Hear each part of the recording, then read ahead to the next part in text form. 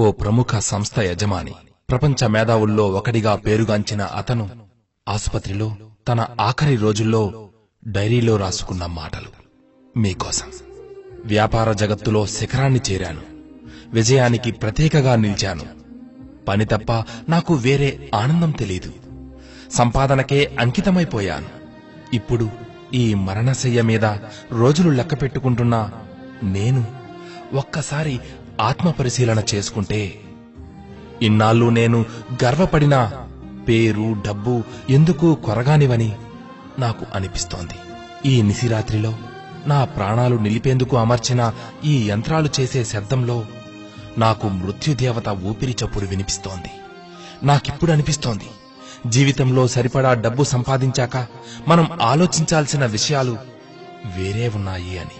కలలు, అనుబంధాలు, చిన్నపాటి కలలు, కోరికలు, సేవ, ఇలా డబ్బుకి అవతల చాలా ప్రపంచముంది.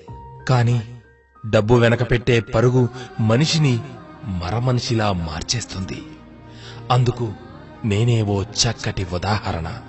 ఇతరుల మనసుల్లోని ప్రేమను గుర్తించాలనే దేవుడు మనకు జ్ఞానేంద్రియాలను ఇచ్చాడు. కాని డబ్బుకు మాత్రమే విలువనిచ్చే కాల్పనిక జగత్తును మనం సృష్టించుకున్నాం. నేను సంపాదించిన డబ్బు ఈ క్షణం నాకు తోడుగా లేదు.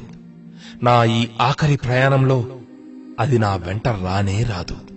నేను నాతో పాటు తీసుకువెళ్లగలిగేది ప్రేమ అనుభూతుల సంగమమైన అందమైన జ్ఞాపకాలను మాత్రమే. నిజమే కదా? ఈ ప్రేమపూర్వక అనుభూతులే ఎప్పుడూ మనతో ఉంటాయి. అవే మనల్ని ఉన్నత స్థాయికి చేరుస్తాయి. నిజం అంతా మన హృదయంలోనే, మన చేతుల్లోనే ఉంది. ఈ ప్రపంచంలో అత్యంత ఖరీదైన మంచం ఏదో తెలుసా? నువ్వు రోగంతో బాధపడుతూ పడుకున్న మంచం. నీ కారును నడపడానికి ఒక డ్రైవర్ని నియమించుకోగలవు. నీకోసం సంపాదించి పెట్టగలిగే ఉద్యోగులను నియమించుకోగలవు. కానీ నీకు బదులుగా నీ జబ్బును, నీ బాధను అనుభవించే వ్యక్తిని మాత్రం ఎన్ని కోట్లు పెట్టినా నువ్వు ఏర్పాటు చేసుకోగలవా? లేదు కదా.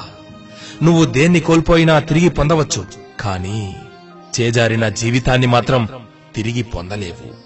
జీవితంలో ఈరోజు మనం ఎంత గొప్ప స్థితిలో ఉన్నా, కథ ముగిసే రోజు, తెరపడే రోజు, అప్పుడు ఎంత ఆరాటపడినా కాలం వెనక్కి వెళ్ళదు. అందుకే కాస్త ముందే కళ్ళు తెరువు. డబ్బును కాదు, నీ కుటుంబాన్ని ప్రేమించు, నీ స్నేహితులను ప్రేమించు, ఆనందంగా జీవించు, జీవించనివ్వు.